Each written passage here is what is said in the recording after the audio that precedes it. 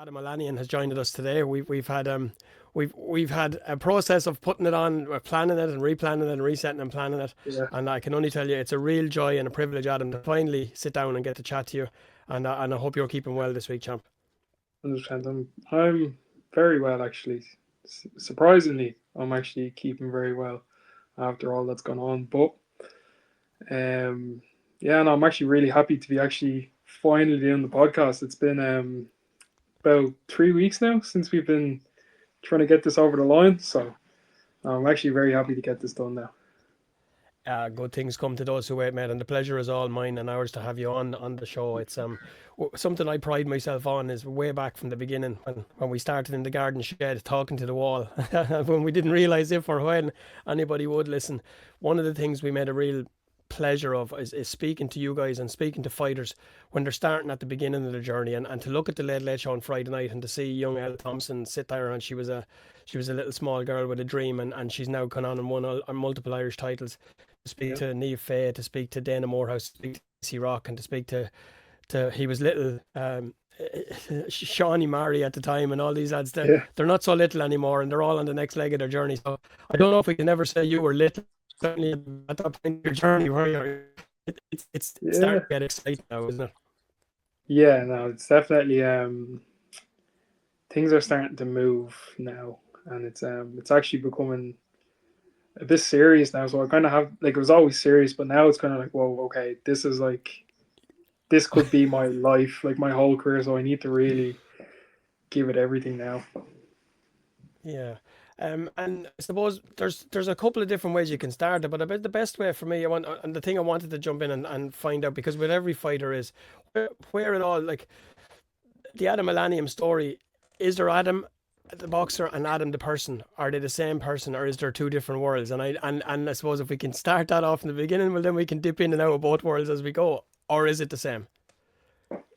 It's actually really funny that you've actually brought that up because this whole year I've been trying to separate the two.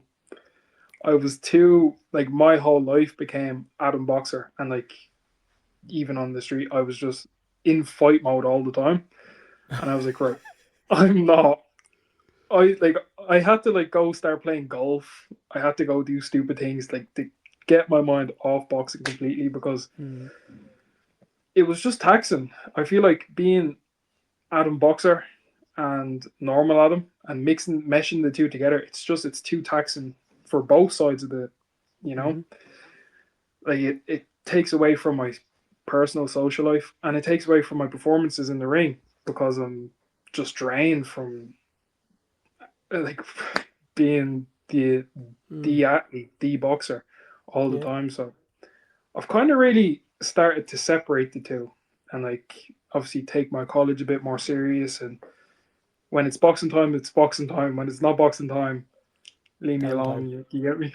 Yeah. Yeah, that's fair. That's fair. No, and that's an interest. And just for the listeners and the viewers here, this is not something we've pre-rehearsed or we haven't asked. I haven't. I've put together a list of bullet points that I want to share.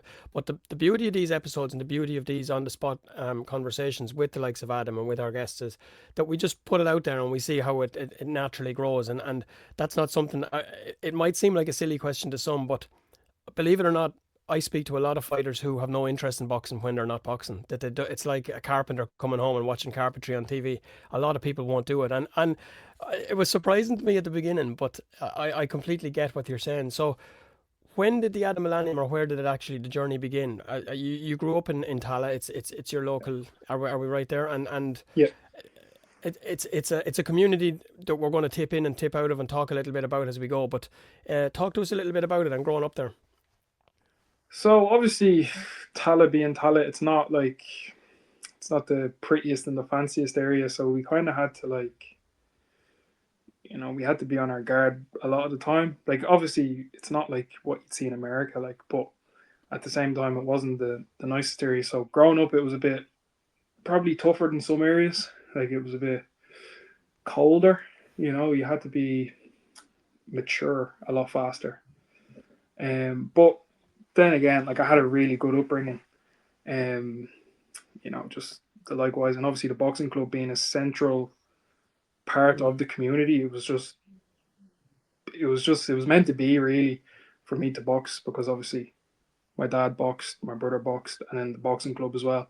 It's literally in the heart of Jobstown. So yeah, it was meant to be. It was really meant to be.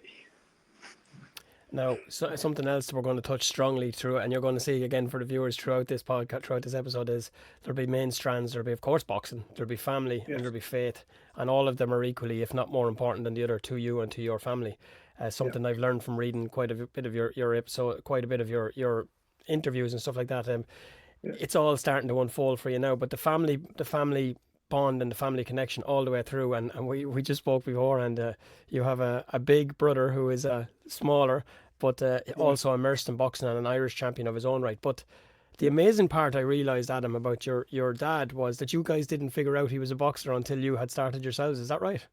Yeah. Like he just completely kept it quiet. Like obviously as a kid, he'd try and keep fit and do his bit of training and stuff. But we were like, oh, it's just dad being an outfit, just going on his jogs and stuff. And then we were like, obviously, kids. My mom was like, these need to burn off some energy. Send these to the boxing club. We came back like, oh, dad, we started boxing. He was like, no, I used to box in the army. We're like, no, you didn't. And he started showing us pictures and all. We're like, oh, this fella's like the real deal. So then he Yeah, yeah. started doing a bit of training with us down in the house and bringing us out on his jogs with him. Like imagine like we're about 7 running 8 kilometers, like just dying. Now obviously we walked most of it, but he'd bring us out on big long jogs and just be like, "This is what you're doing." Yeah, yeah. You get me? Well played, pops. You Yeah. So kept he that was one kind quiet. of yeah, big time. He was just because my dad's real cool. Like he doesn't he won't. I don't know. He's really reserved. He reminds me of Chris Eubank Senior without all the pizzazz. You get me? Yeah. He's um he's really reserved and quiet. And yeah, he just said, "Oh yeah, I used to be a boxer." I'm like, "Oh, cool, deadly." So it's You not. tell me that now. Yeah, we didn't lick it off the stone. It's hereditary, I think they say. And touching on something, I suppose, that we can't get away from in the news at the moment, and we can't get away from in the world at the moment. It's racial tensions and issues, and it sickens me because one of my great mentors and friends is the great Wayne McCullough in Vegas, and what made him laugh was when he came out from the height of the troubles and the height of the bigotry and the sectarianism in the Belfast, which was unaffected by racism at the time and any such things, and he went into the middle of Vegas into a hot pot of America, and he's looking at people back and forward over white and black, and he said he couldn't understand it because he of all the troubles we had in Belfast, we never had that we never had that, and he couldn't figure it. It's not Yeah, something that we're going to get bogged down by, but growing up as a kid, is growing up in your community, is it something that you were always aware of? Was it ever become an issue, or are you lucky enough, or you're just one of the locals now because you are local as such? You're one of yeah, us. yeah. But like, obviously, of course, I've experienced racial abuse for like at some degree. Um, People saying racially abusive things to me as a kid, like going to school and people saying this, people saying that, and like people picking on me in school when I was a lot smaller for obviously my color and where my dad's from and stuff. So I've experienced all of that stuff. I actually remember there's a funny story. It's actually not funny at all. Actually, me and my dad were walking down the road, and it's completely uncalled for. Some guy was speeding down the road in the van, and he just shouted the N word at him, and just kept on driving. And like that for me was a real okay. This is like real. This is in the movies. Like people actually just Mm. this is actually how people feel. So yeah, it was kind of I had to. That was a real grow up moment for me as well. That not everybody's your friend, and Yep. unfortunately for me, no, fortunately for me, I'm not like everyone else around.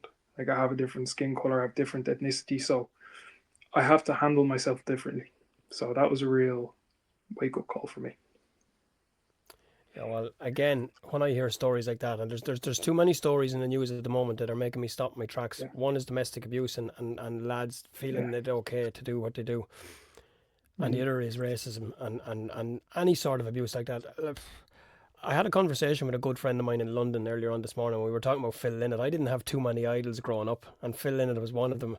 I learned more from Phil Lynnott's music than I ever did from the likes of Shakespeare or any of those guys because what he was thinking and yeah, talking about was real. And it was at a time when Mm. people didn't know as much as they know now. So we should know better now than we did then. Yeah. Again, we say you almost get to want to apologize for that sort of carry on. But I think people like yourselves, the majority of Irish people are fantastic people. They are a good, kind hearted, probably been through the mill a little bit over the last few years. And the conversation with Chantal Cameron a few weeks ago was how her family were treated in the height of all of that nonsense that was going on with a rivalry that was a lot of people really didn't get and they didn't understand. And you kind of want to Mm. apologize because real Irish people aren't like that. It's not. No. Boxing kind of circumvents all of that as well. And how early in your journey did boxing come along? Was it always going to be boxing? Was Adam a big centre forward? Was he a full forward on the GA team? How did it all come about to boxing? It's kind of so. I was actually a really nerdy kid, so I was really into like computers and cars, and I still really am into cars. Um, but I was always like in my head, I wanted to be an inventor of some sort. I wanted to build cars. I wanted to do something like that. And then obviously I started boxing, realized I was pretty good at it, and then I just kind of stuck at it. Then it was like, but even when I like before I started winning, like 12, 11, 12, 13, I was still really like into my skill, into my academics, and then boxing just took over. It was kind of like an overnight shift. It was like, all right, this is what I'm doing, and this is the rest of my life Yeah. now. It was actually pretty weird how it came about. It was like an overnight thing. I was like, oh, school second, boxing first. It was pretty weird. Mm. And that's, I suppose, where the first blend or the first crossing of paths becomes Adam the boxer and Adam the person, because Yeah. it takes a while for you to realize, for you to have the wherewithal, or for the people around you to manage to convince you. Because I suppose as a young man, we all know it. We all know what it's like. The more someone tells you what you should or shouldn't do, you're going to push the other direction. So it gets Mhm. tougher. School is more fun when you're 10, 11, and 12 than it is when you Yeah. get to secondary school level. So I guess then boxing, should I say, I don't want to say it becomes easy for you, but because you start getting really good at it and you start finding out that it's easier to apply yourself, it's more fun to apply yourself to boxing, is it, than it is to school. So at what point then did that balance, did you figure, is it only now you're starting to figure the balance that it's equally as important, or where are we at with that? So my dad is really like, he's like, because there's been times where like, right, this skill business not for me. But my dad is like, he's like, you need your degree. So I'm actually Mm. like this year especially, I've really really made it a conscious effort to dedicate like an allocated amount of time for my studies, because if I don't, I'm gonna have my dad to deal with. Like so, yeah, and that's never an easy conversation. So I'm actually really, I'm not no. Obviously, school is always going to be school. It's not the most enjoyable thing in the world, but I'm enjoying the satisfaction of getting the assignments done and handing them in and actually passing the tests. So that's the that's the enjoyable part for me, anyways. Yeah, and it's probably coming with a maturity as well, Adam, because you've, again, we're not, without getting too far ahead, I suppose, boxing has up to now probably been something that you've done. It's probably been something, I want to say it's a pastime, because when you're a multiple Irish champion, and I forgot to read out your list at the beginning, you're a six-time Irish champion, two-time Seven, European seven, champion, seven seven. times. You see, I do this all the time. I leave out the most recent ones, so, and they're too hard come by, so we're not going to do Yawa one. So we've a seven-time Irish champion, two Europeans, and a small matter of a World Championship gold medal. Fair to say, shit's getting real at this point in time. Very, very real, very real. And that's It's exciting, mate. That's first of all, congratulations to you, because it doesn't feel, sometimes it's probably a moderate number, I suppose, because I had a conversation with who I would consider them, and words are important to me, but the legendary Mickey Hawkins Senior up yeah, in that surrounding of that gym.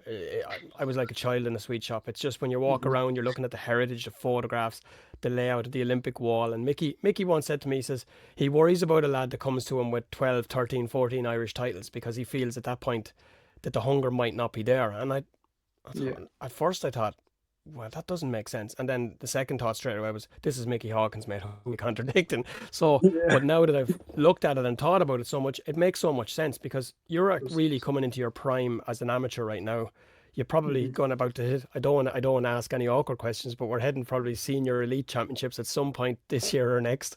We leave that Yeah. one hanging, and you've already got an abundance in your pocket. So there's big decisions to come with your degree on the table.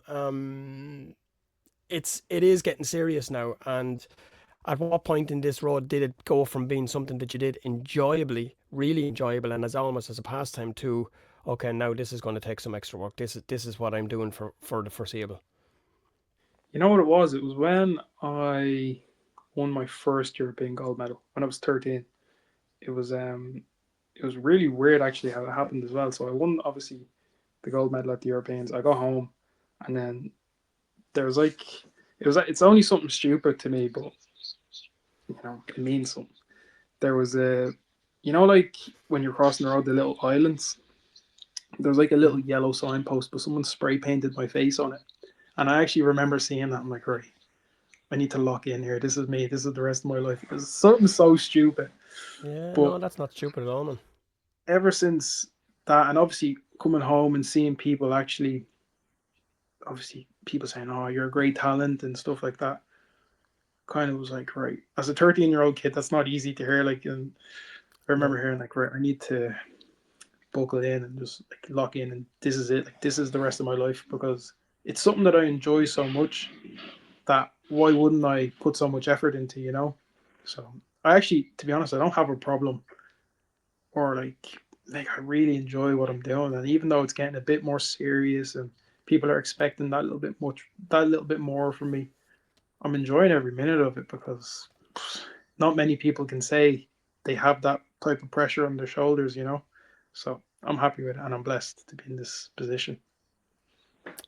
Kenneth Egan told me once not long ago that privilege pressure is a privilege, and who am I to Mhm. argue with that fella either? He knows a thing or two about it. But yeah, Yeah, incredible stuff. And then you go on and win your second European. yeah, The rise you can chart. It's almost like it's a crescendo, and it's going in the right direction, which is always what you want. yeah. It's the importance. I saw some footage of your homecoming from, was it the Worlds or the Europeans, and the reception you got.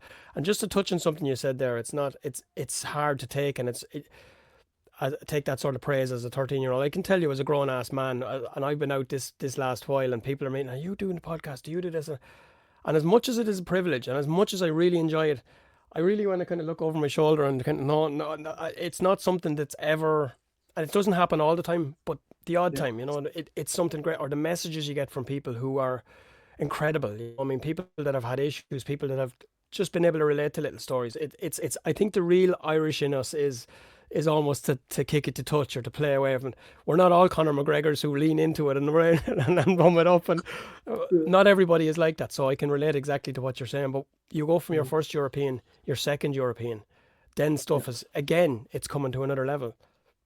Mhm. But see, for me, the when I won the second Europeans, it was a weird contrast. My whole boxing career, by the way, has been a weird journey. So I'm going to use the terms. It was kind of weird a lot. Um, That's okay. I didn't really feel the second Europeans like it was like not to be cocky or anything, but it didn't feel the way it should have because I had my eyes set on the worlds. So it was kind of like, right, this is the little road I have to take, and this is the first little step towards winning the worlds. So I didn't really pay too much attention or pay too much mind to the Europeans. I'm not turning my nose up to a European gold medal. That's amazing, and I really love another one. Um, but it was the worlds that really done it for me. Like the worlds was really like, okay, I can appreciate and I can stand back and say, okay, I did it. I did it so far, in this far into my journey. Like I wasn't complete or content fully with it because I know there's still more to go. Incredible, incredible. And I understand what you're saying. You were so locked in and so Yeah, focused on the worlds. The Europeans was almost, I won't say an accidental. It was almost part of the process of the world you were yeah, tuned into and exactly. you were ready. I want to go back to that community and that welcome that you came back to again.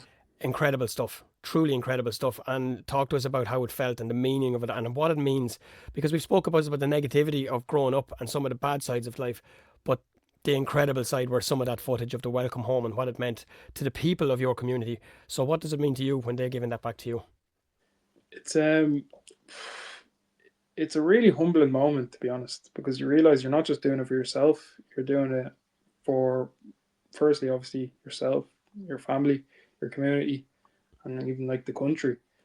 So when I was like obviously going through my estate in the open top car, it was really like, okay, wow, like this amount of people actually came out to see me. Like I'm one of those people. I'm like, I live here. This is my community, and they're coming out to see me. So it was a really I could actually just really appreciate it. And it actually really humbled me, and I was like, these people get their time to come and see me.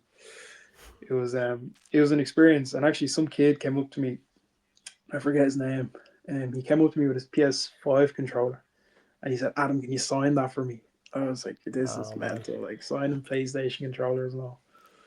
But yeah, that was it was it took me back, to be honest, because like I remember obviously seeing on the news when Katie Taylor won the gold medal at the Olympics and the reception she got at the airport and stuff. And I know it's not as big as that, but I felt like in my own world that that was nearly similar. It is to you, So mate. It is to you. yeah, to me, You know, it is to you. It's your yeah, journey, and your journey to the people around you in those. And as much as these, and that's, I suppose we're coming nicely to that.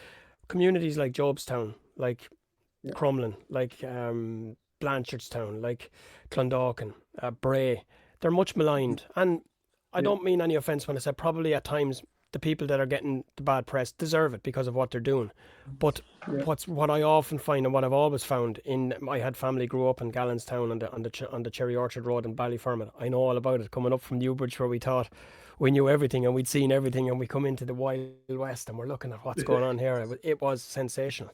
But in those communities, tough, hard, raw communities, you meet the most, and I say this with goosebumps, the most fantastic people who will go next door for a cup of sugar for their parents who are short until payday, or go in and get a cup of milk, or get a bag of spuds, or get something for the until that's that heart and soul of Ireland and those communities. It's not the stories that we get told about, is it? And that's what's, those people are what mean you are showing those kids in future, like Troy Parrott did, like Kelly Harrington, like these people have done. We're seeing it so much in boxing. It's the working man sport. it is 100%. And like even actually back on that, I was talking to one of my friends. He's from a really really posh area, one of the nicest areas in Ireland, and he got a flat tire. I think we were talking. One of the cars broke down or something, and we were in a dodgy enough area. But we had full faith, like if this car broke down in the middle of this road, someone would help us. And he was saying like, where I live, no one's helping you. Like they're just going to drive past you and turn their nose up at you. It's I think in working class communities, I actually think they're kind of like the backbone of the country. It's it's a hard one to explain, but I feel the working class communities have that Irishness about them that it's like they're willing to help no matter what. It's like you need help, I'll help you in whatever way I can, whether that be I'll mind your kids for you while you're at work, or here's a bit of milk or an onion or whatever it is. Like so, Yeah. yeah, I definitely feel like the working class community in Ireland is it's the more Irish of the Irish, if that makes sense. Yeah, it does make sense. And I think when you're in it and you're growing up, because Kelly Harrington gives a wonderful turn, she doesn't believe in underprivileged, because you feel privileged when you're growing up in a community. And as quick as they'll help you and give you something that you're short of or stuck, they'll also give you the boot in the arse if they think you're getting too far ahead of yourself, if you're getting cocky. If Adam is coming out with streaks in his hair or new dreads or new sort of a look or a bit of a swag about him, they'll be the first to say, "Here, how do you think you're doing?" or whatever. You know, it's the wonderfulness of the original Irish, and it's not as common as it used to be, but it's not gone either. It's still, if you scratch the surface, you will find it. So those are the people. Again, we come back to what we've seen in recent weeks. I'm old enough to remember Italia '90. those magical days where we didn't expect anything and we got everything. I can remember Wayne and Michael Carruth winning their medals. I can go through to Kennedy Egan, and then I come back to the pressures that come on these amateur fighters. And again, it's something we're seeing and hearing an awful lot of is mental health struggles, Yeah. and it'll come nicely around to your faith, which we haven't spoken about in the first, but it's the most important part, I guess. It's the pillar of you and your family. Talk to us about your faith and the strong part it plays in your everyday life, not just in your sporting life. Yeah, so I don't think I'd be the person I am today without God. I think God shapes and molds my every decision, and obviously how I approach people and how I talk to people and how I interact with people. It's like I always do it how I would like to be treated. Well, I try my best to. I'm not perfect. I try my best to because I know that's what's written in the Bible, and obviously it helps a lot in the sport as well because boxing is a very it's a tough game. It's a tough game. So if you're going in by yourself with all that pressure on your shoulders, 99% of the time people crumble under the pressure because they don't have a strong faith in something, and they're like, I don't believe I'm doing this by myself. I believe this is destiny, and I believe God is calling me to do this. So I believe His hand is on me, and whatever I decide to do with my life, He's always going to be with me because this is what I was destined to do. So having that type of faith and knowing that what's meant to be will be, um, because my life and everything in my life has been written down since before the dawn of time. So there's a plan for me. So you know the saying, all roads lead to Rome. Is that it? All Mm-hmm. roads lead to Yeah. Rome. Everything happens for a reason, and what will be will be. So whatever you decide to do will always lead back to your destiny. So that's kind of what I believe in, and it helps me. And when I'm definitely feeling the pressure from the outside noise and boxing, and definitely school, it's good to know that there's a God out there that cares, and He helps me. So yeah, And again, that's something that we haven't spoken about much. I know your faith was strong, I guess, from our conversations, but it is something that I'll be honest, from day one, I suppose my life in the last 10 or 12 years has kind of gone full circle. It's kind of, I wouldn't say I never had any faith or any belief. I was always of a time with the way religion was taught in Ireland I could see now was taught all wrong. And I've gone yeah, from just not having any interest or not having any, giving any time to it, to being at a point in my life where, well, I've tried everything else and I've looked at everything else and I know what doesn't work. So yeah. now I'm starting to see things from a different point of view. And I have my great friend, and we got a big shout out to Dean Byrne from Crumlin Boxing, who is a former pro, and he's come a really close friend of mine and through this podcast. Every single morning, Dino sends me a quote or a scripture from the Bible. He sends me a thing and he sends me blessings and says he's praying for me. And something like that, whether you believe it or not at the time, and you start seeing things you just, even if you just Mhm. open your mind, and I'm not never going to be a preaching sort, I'm never, but if you can just open your mind a little bit and say, just see, and you don't Mhm. have to. And I can say from my point of view that I've seen things a lot different in the last 12 to 18 months. I'm never going to be a fella that's going around like Dean, that's going to be preaching and it's going to be talking to people about it. But there's a certain self-security comes with it where you think, okay, you can have a little word with somebody and see what happens and see how it goes. And it gives you a strength. It definitely does. A conversation I've had with a lot of boxers, and it could be a future series, Adam, would be the importance of faith in boxing. Because whether you're Muslim, whether you're Hindu, whether you're Catholic, whether you're Christian, it plays a huge, huge role the whole way through the sport from amateur to professional, doesn't it? Oh, big time. Like in my opinion, well, yeah, my opinion.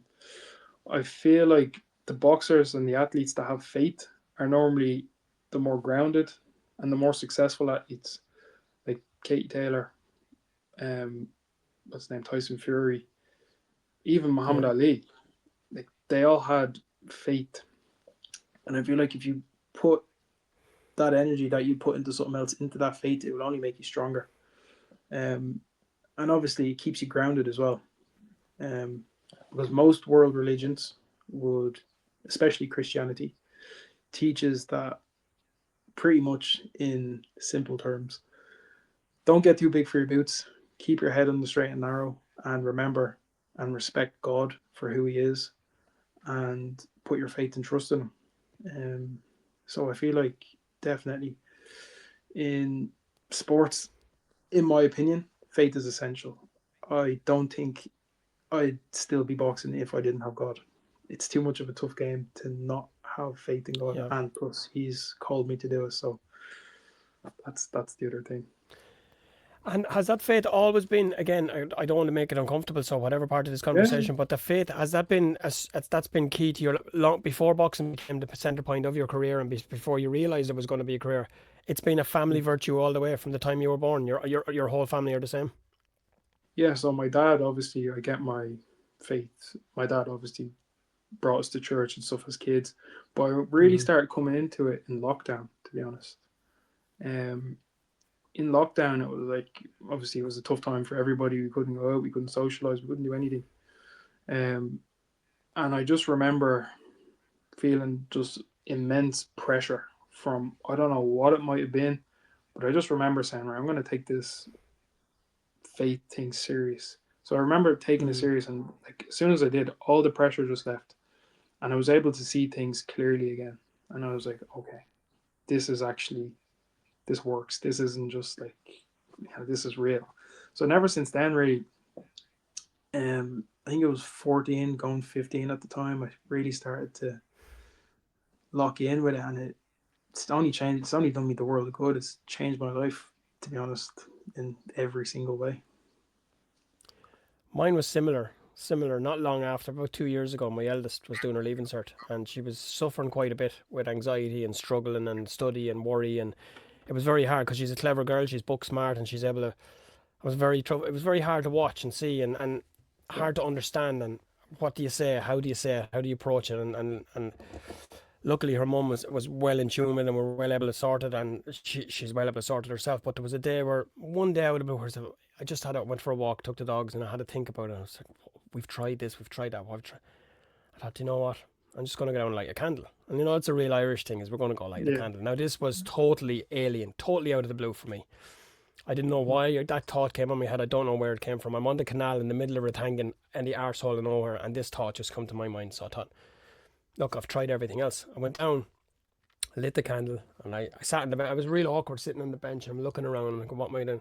And I looked at the side, and this is, I'm a little goosebump at the moment as well. But there's a little piece of paper. It's a little square rectangle, and it's a photocopy. It's been cut out, and it's a prayer for students doing exams. And I just looked at it. I almost did a Father Dougal on it. I looked at it and I kind of looked away. And I looked at it again and I picked it up. And I kind of I really got blown away by it. And I still am by it. Still have it in my wallet because what's the chances? That's not a coincidence. It's not a no, coincidence. It's not. And that was the very first time you say you had that moment where you thought, okay, I'm going to take this serious. And I thought, okay, well, whether I take it serious or not, I sure as shit can't ignore it anymore. I yeah, have to start paying a little bit more heed to it.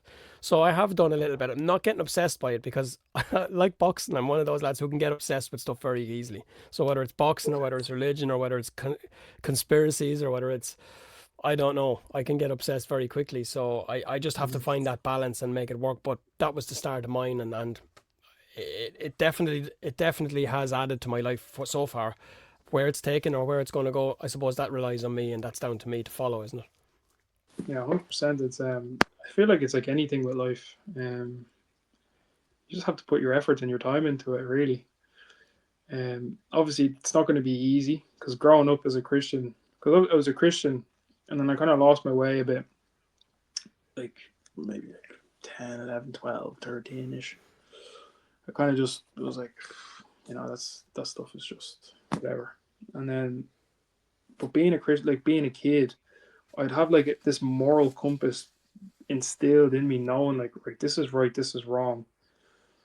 I don't know why I know that's right, but I'm not going to do the wrong thing because I feel some type of way about it. And like nobody would have explained to me why you shouldn't do it. I just knew that I'm not doing it. Like, so I've always had like, I feel like obviously growing up around the church, I've had a moral compass instilled within me. Like, so I feel like it's like anything, you just need to put your time and your effort into it and know what's good and what's bad, and obviously try and refrain from the bad things. Now that's subjective.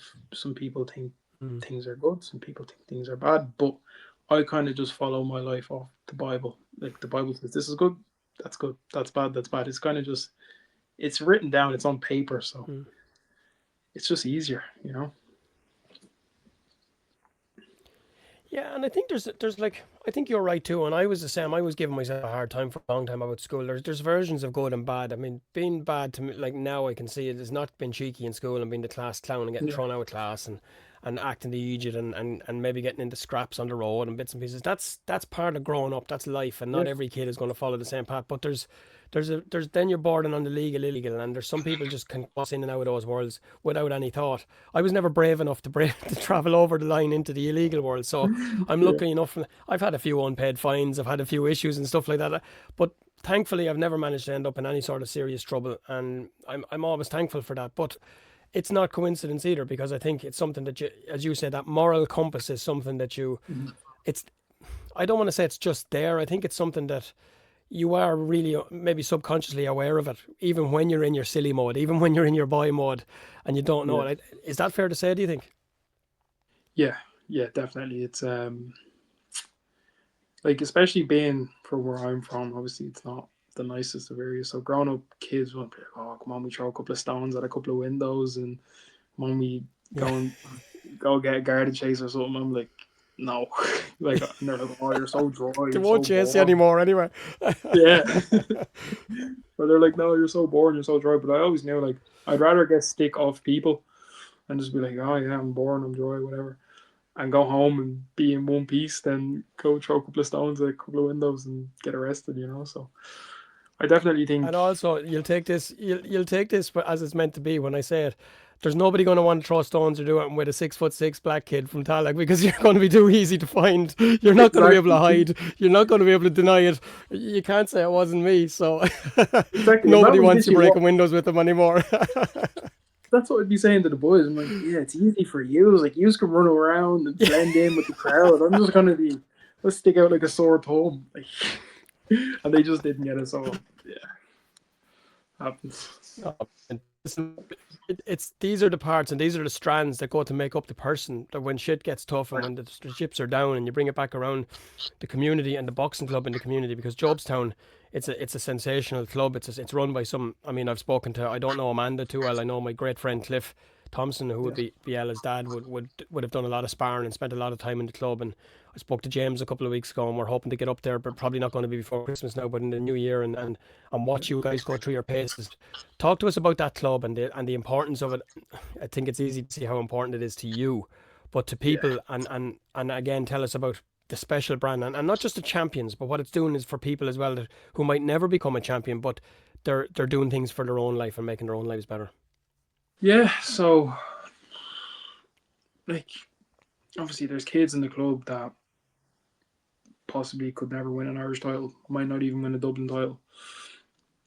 But it's the environment, and it's a comfortable environment to be in. It's not a hostile. It's not a because obviously Jobstown's a hostile enough area anyways in its own right. So being in the club, it's kind of like a getaway from reality for most of the kids. Even for me, it's kind of like it's like an escape from real life.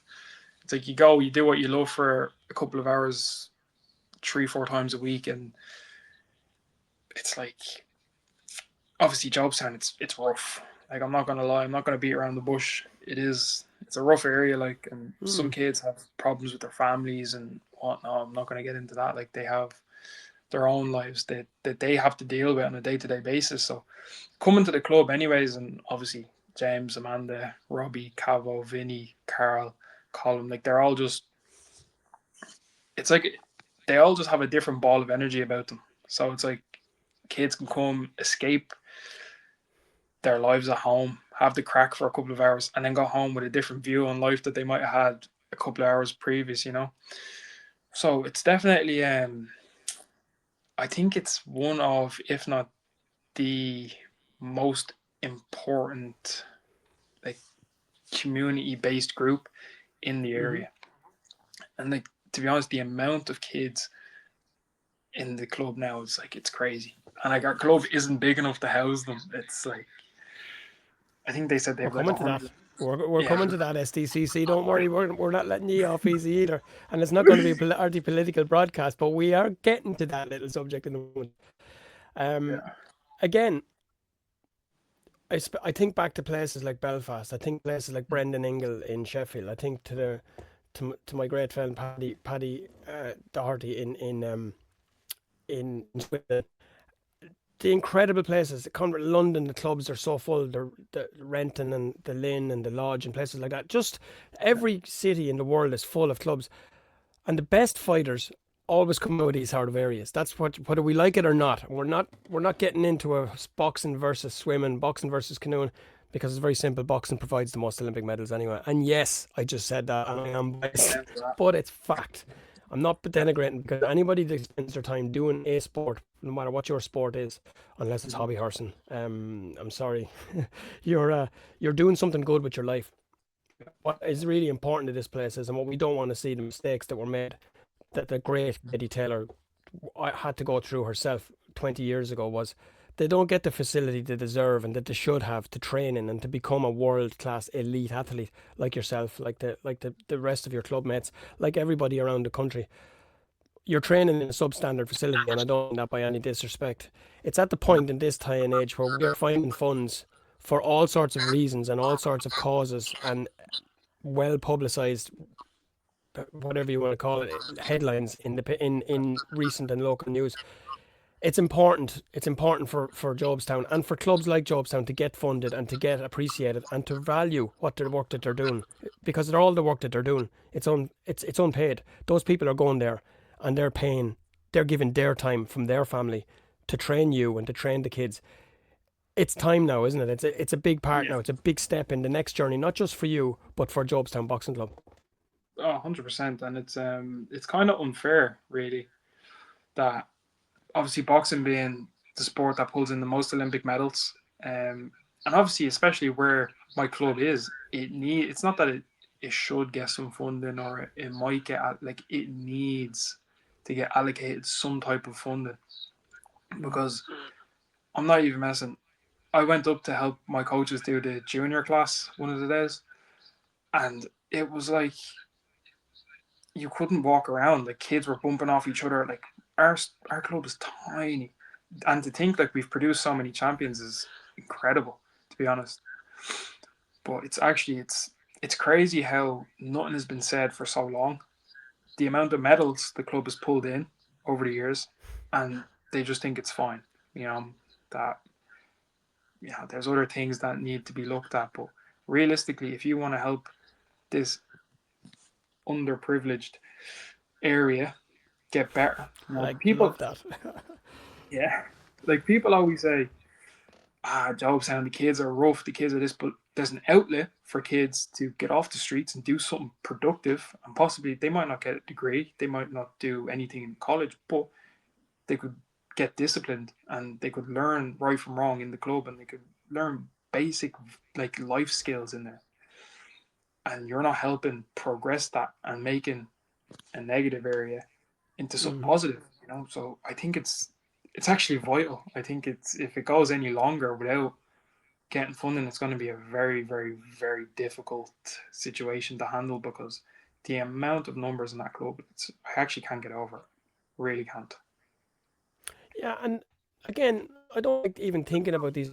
I spoke to JP and the guys Otis and the lads out in Monkstown a few years ago when Big Jack Marley was Little Jack, well, not so big Jack Marley, and he was on his way to the Olympics, and all the dreams, the boys were breaking through. I spoke to um I can't remember his first name now. Mark Buckley. Sorry, they were when their club was closed down out in Bray a few years ago. They had to find a building. I'm speaking to Eddie Highland and the guys in Golden Cobra. It's happening everywhere, and boxing clubs are the ones, as you said, they're taking. Nobody gets turned away. The Yeah. danger when we get to these is if the club becomes unsafe and they can't open it anymore, or worse again, if the likes of you guys, and I don't say ever see it happening because I can see how important it is to you, but there could possibly at some point in the road come a decision where you can't train there anymore because it's not fit for purpose. And listen, I'm not going to ask you to comment on that because it's not. But these are all the different decisions that a club in 2025 in Ireland shouldn't have to make. The very least we should be able to provide is just a building, Let you kid it out yourselves, but just let them, give them the building and give them the place. Let them pay rent, let them do whatever. But for Christ's sake, give them the safe space to be able to train and to better these kids' lives around that community. You know what's even crazier?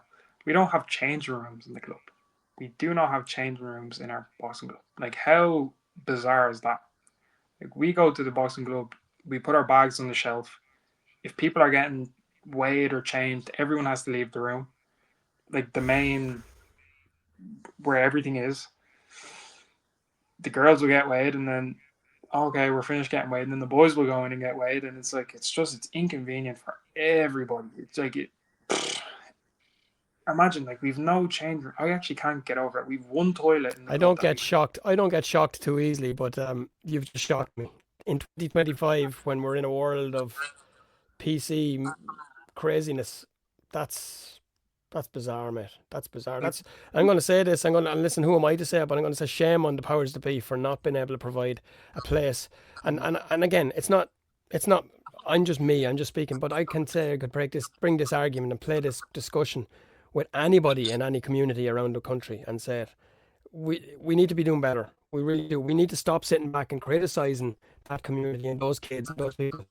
At least if you put something in there for them and they choose not to use it, well, then you can say, okay, well, listen, we've done something, but you're not doing anything and you're still criticizing. I think that's where the big problem lies. And I really hope Amanda and James and you guys, because even just, I just smiled when you said you went down to help your coaches with the junior sessions. I mean, what it means to a kid who might never win a world champion, but he might not go down the wrong path, to have an Adam Olaniyan or to have a Josh or to have a Tiffany or the other guys. I'm not going to offend anyone by giving names out, but these are the ones my man brain can remember at the moment. It's incredible, and what it means to those guys to have you there it gives them something to aspire to, doesn't it?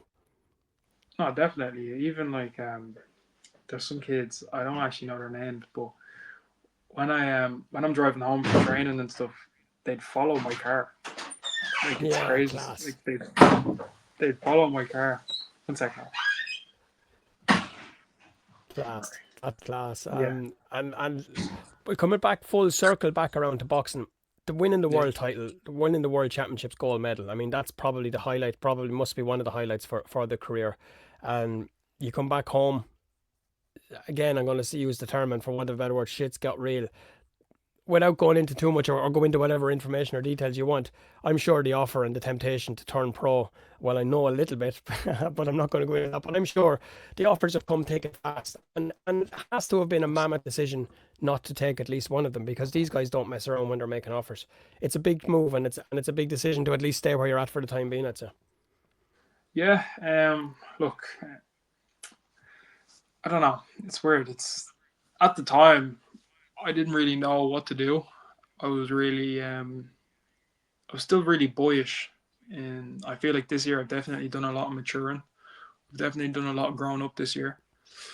But last year it was weird. It was kind of, I don't know what to do, so I'm just going to leave it alone. I don't want any Mm. part of it. The heavyweight world right now is on fire. And your class is a super heavyweight in the amateurs, but there is no Mm, super heavyweight at the moment in the professionals. yeah. It's a big move, and it is at some point in time. But I'm guessing the next stage for you, at whatever point that comes, you're nursing a slight injury at the moment. Hopefully, that all going well with that. That'll be over and done with soon. I've no doubt about it. And we're looking then the next stage, feasibly, is elites, whether it's this year or next year. Is that if we're to follow the progress? Is that fair to say? To be honest, now with the injury, I'm kind of just taking it one step at a time. Um, I don't want to get too ahead of myself, and I don't want to say, "Oh yeah, I'm doing this, I'm going to do this," and then obviously I have Yeah, to. I'm fair. going to listen. I want to listen to my body, and I want to make sure I'm 100% ready to go, because I don't want to. Like, this year, I made a couple of mistakes. I wasn't 100% ready, and I did go and enter something, and then it was just, I come out with a loss, and it's like, what did I even do that for? So Mm, this time around, I'm going to listen to my body and make sure I'm 100% injury free, and I want to do it properly, because if I run the risk of getting injured again, that's an even bigger yeah. setback. So just taking it one day at a time, one day at a time. That's You're all. right. I That's mean, all. some of the discussions we did have, and I don't mind sharing, is that the professional world, and as much as I love boxing, the sport, and love boxing as an amateur, I also had a conversation with a real close friend of mine. It's a horrible world. It's a horrible, nasty, that professional world. It's surrounded people that are as talented and as good and genuine as you and as many of the fighters. I won't say all of the ones that maybe I've been lucky, but of the 250 episodes, I can't think of one, and I probably wouldn't tell you even if I did, but I can't think of one bad one where I just didn't like them or I couldn't. Because at the core of it all, they're all that same 19, 17, 18, 19-year-old boy with a dream that just somewhere in point in time that these people around the outside are the ones that they're the problem for me, and they're the ones that seem to cause the problems all the time. So, mate, the biggest thing I always say to people is, and it's not for me to advise you, but I think you've got good people around you. When you've got people that don't essentially need or want anything from you, well, Yeah, then you've got a good barometer, and you've got a team around you, which I can see already that you have. And to say it's exciting and it'll be exciting to watch, it's an understatement. It's just now it's I suppose it's step by step, and to keep the body right and the mind just as tough as the body. that's exactly it. Like I feel also back on that with the professional side of thing. I feel if you have a good team, the journey can be very, very smooth. If you have an okay team, it can be bad, and if you have a really bad team, it can be terrible. So I feel like, as you said, your team is the biggest thing in professional boxing. Like, Mm. never mind the fights, never mind the world titles, your team, your managers, you get the right promoter, you have the right like cut man, the right coach. These are all little factors that make the biggest difference. And you look at the like them boys like Don King and stuff ripping the boys off, and that's not what you want. So I feel like if you have the right team, like obviously right now I'm in a good position with my amateur club, James and Amanda and stuff. All the coaches in my club, they help me in all different ways, and they don't want anything from me. So I can appreciate that they genuinely want what's best for me. Um, so I have a really good team at the minute. So I'm really blessed with that. Incredible stuff. Well, before I let you go, there's a couple of things I just want to wrap up with. The importance of the family. We can't forget anybody that's not a boxing geek and that doesn't allow the boxing world obsess their lives as it does with me at times. We can't rule the big brother out because one of the light-hearted No, comments we had beforehand, you were allowed spar up to a point in time. You're not allowed spar anymore because for anyone that doesn't know, the older brother, you're the younger of the two brothers, but you're the bigger of the two brothers. And the one thing about a little brother, the most annoying part of them is they never know there's a fucking hierarchy in place. And when you're 6 foot plus, it gets even trickier. So talk to us a little bit. Is he there with you? Is he anywhere nearby? no. He's I think he's No, he's sleeping. not He's nearby. Oh, he's off doing things. But talk to us a little bit about the boxing in the family. Of course, we're talking about your older brother Josh. He's the 75. He's a middleweight champion, isn't he? The current middleweight champion and of Irish champion. Yeah, so Josh was kind of one of the main reasons why I started boxing, because he started before me, and I remember going to watch his first fight, and I was like, I want to do this. This looks really fun. And then obviously my dad decided to spill the tea and be like, oh yeah, I used to watch that as well. But yeah, so funny. Um, when I was, I'd say maybe 5 years ago, 4 or 5 years ago, we used to do a lot of sparring because obviously it was hard to get sparring for me. Being a heavyweight, it was hard to get him sparring. So we do a lot of sparring. One day I landed a good shot, and then he didn't like it. Obviously, being the older brother, it was, and to be honest, it wasn't even a good shot. It was literally a jab. I landed a jab, and then he just kept tearing at me. So I was like, "Right, cool." And then it got really heated, and knees, elbows, headbutts, and it turned into an MMA match. Really, and we were like, "I hate you. I never want to talk to you again." It was one of them ones, and yeah, it went crazy. But no, it's all love now. It's we actually have a really good relationship now. It's kind of we don't do as much like real sparring anymore, but we do like we do a lot of drills together, and like we give each other advice on certain things. So we have a good relationship that way. But I actually have a younger brother as well. He used to box. His name is David, but he gave it up when he was a lot younger. He didn't have the patience for it. Like, but he won an Irish title. He won an Irish title. Jesus, man, there's no pressure on you, David. You've got two big brothers of European world, and you've got your own. I mean, it's in a talented house, and it's especially again for people that want to paint a dirty picture of a Jobstown area or of an underprivileged area. you guys are the shining light to the people around, and it's incredible. It really is. It's incredible. Shout out to the mom and pop, and a big props to them because what they've done for you guys and what the show, what kind of, it's incredible stuff. And the only other thing I'm dying to know is, have we had rivalries? Because we've seen the likes of lads over the last few years, not so much out of Ireland, but we see the other countries. You get to travel an awful lot. You're now at, whether you like it or not, and I don't think it's going to bother you too much, but you've got a target on your back now. So when you go to these places as in tournament or sparring camps, what are the rivalries or friendships that you've made that people might be of an interest around the boxing world? I don't know. Like I'm really a non-confrontational person at heart, but obviously, like if it gets down to it, I'll have to be confrontational if I need to be. But I've kind of always been cordial with everybody, even like my opponents and people I've fought, people that I've beaten. I've never tried to rub it in or anything. Like I've just been tried to be as cordial as I can possibly be. I'd say one person, no hate, no disrespect, but I actually buried the hatchet when I seen him. When I boxed in Italy in the Europeans, the Italian boy who got the decision over me, I seen him at the Europeans that I won last time. And I just basically went over to him. I was like, here, mate, let's bury this hatchet. We all know what happened in that fight. It's cool. I think that was kind of the most confrontational thing I've ever had to do in boxing. Outside the ring, obviously. But other than that, nothing really. I don't really compare myself to other people. I'm not really in a competition with this person. This person thinks they can beat me. Cool. That's your opinion. I'm going to make sure you don't, or do my best. And yeah, that's pretty much it. Like I don't really have any rivalries, or it's kind of a boring answer, but I don't Not really at have all. any No, it's rivalries. fascinating. And from an Irish point of view, I think something without getting too deep into minutiae is we're looking at a lot of change around the Irish setup at the moment. Of course, Zora has moved on and is retired from the Irish scene. It's exciting to. I don't want to say it's exciting in a disrespectful way because the man is there'll be boxing, Irish boxing before Zora, and there'll be Irish boxing after Zora, and it's up to the powers that be now to decide where and how that becomes. The raw materials, the talent pool, the conveyor belt of talent that's coming through from Jobstown alone, let me say, is truly incredible. And then you take it on to the bigger scale and you look at the names and you look at the camps. Our under 23s, we got to give a shout out to your club mate Tiffany Spencer, come home with a Of bronze medal course. from the Europeans this weekend. 6 medals from an under three. Again, this is a conveyor belt and it has to get it right.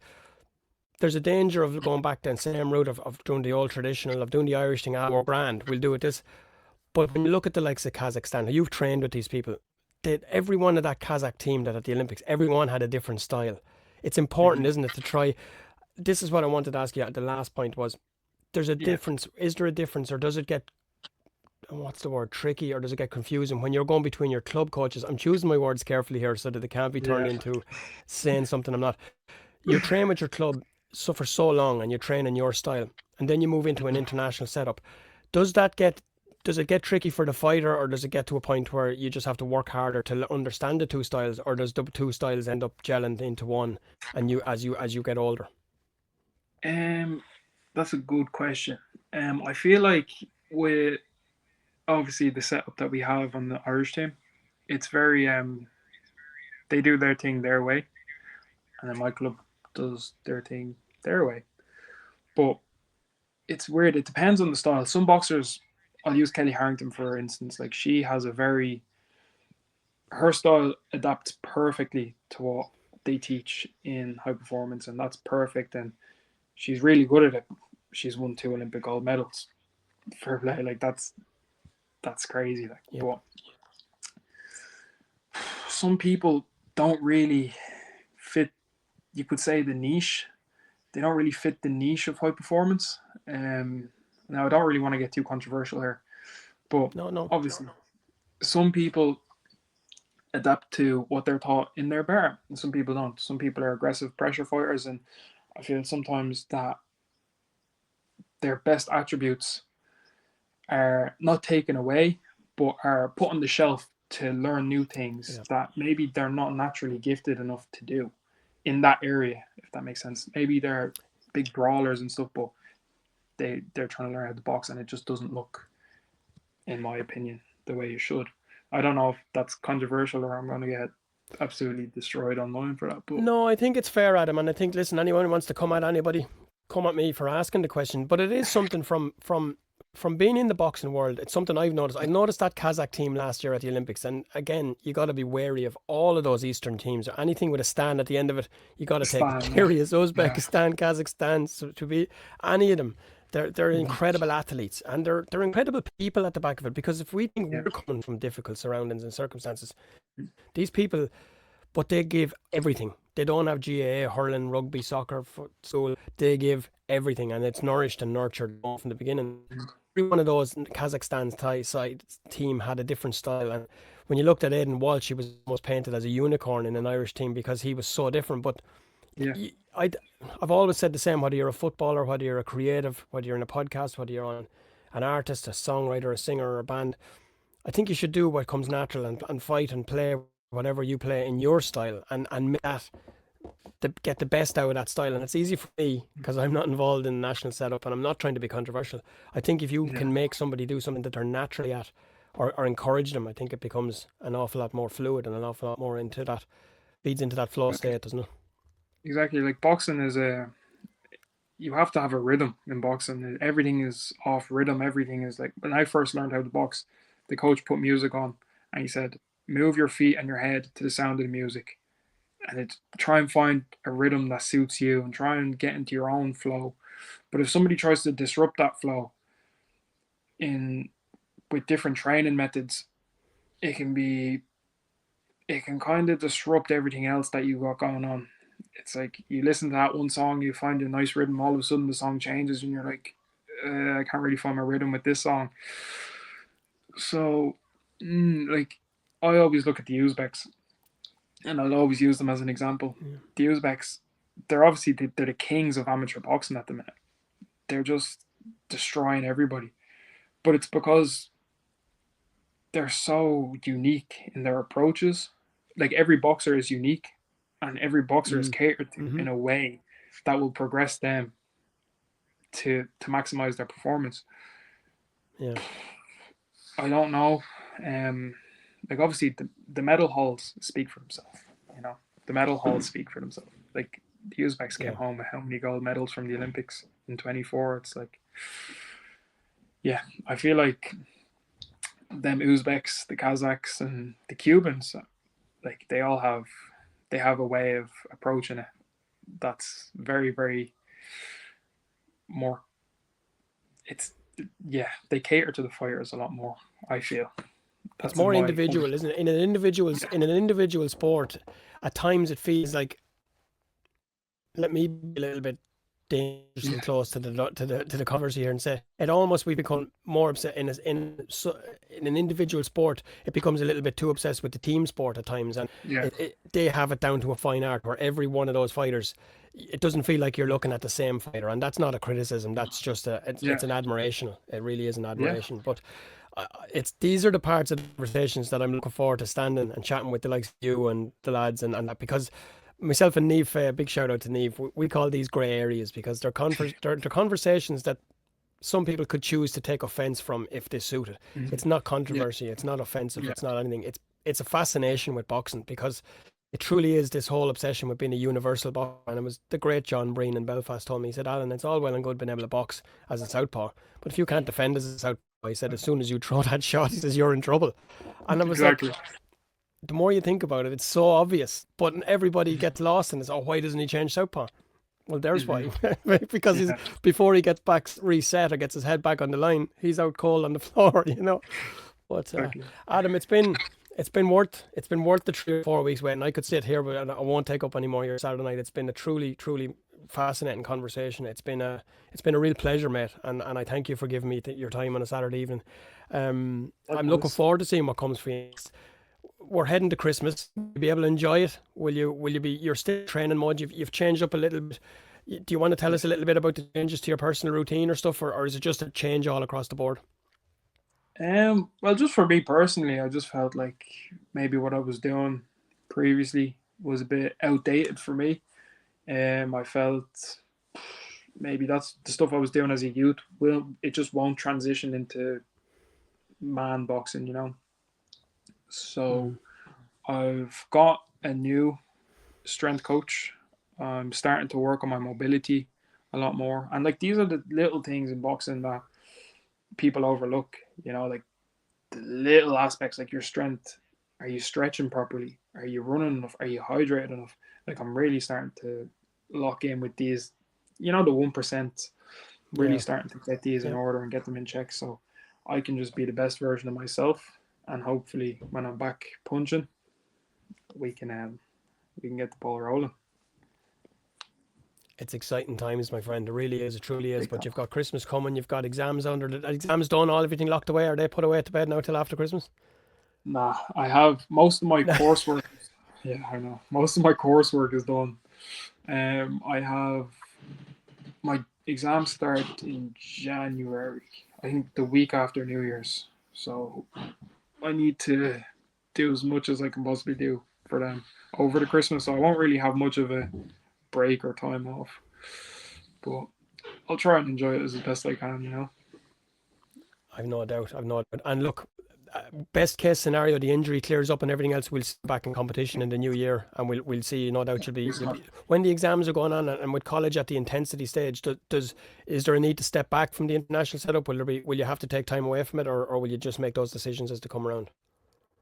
No, look, I can. Most of my lecturers would be very understanding. So most of my coursework they allow me to do online. So they'll record the lectures for me, so I can just rewatch them. Like because I was meant to obviously be at the European Championships, and I just told them, I said, here, look, little heads up, I'm going to be away for 2 or 3 weeks, and this is the time I'm going to have to take out the week to go to Abbottstown. And they're like, yeah, no problem. We'll just record the lectures and send them on to you. So that's that's normally what they would do. They'd record the lectures, send them on to me, and then I just have to keep up to date as best I can possibly do. As I said, it's time now for the powers that be to put some emphasis, to put some focus on these areas that a lot of people turn their noses up at. And I'm going to say these areas, I mean, the likes of Jobstown, the likes of Crumlin, the likes of, there's one in every area. And they're not so much, it's important. We've got a shining light here in the likes of Adam. We've got his family. We've got Adam, Josh, and David who are coming out with a one house in these areas that people turn their noses up at.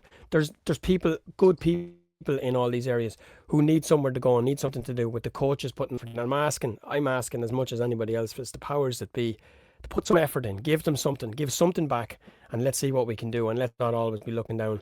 Mate, it's been a privilege, it's been a pleasure, and I've really enjoyed it. It's been worth the wait. It's been worth a couple of postponed 100%. episodes. It's been a real pleasure, and 100%. I'm looking forward to seeing where we go next with this. 100%, Al. It's been a pleasure, man. It's been a pleasure.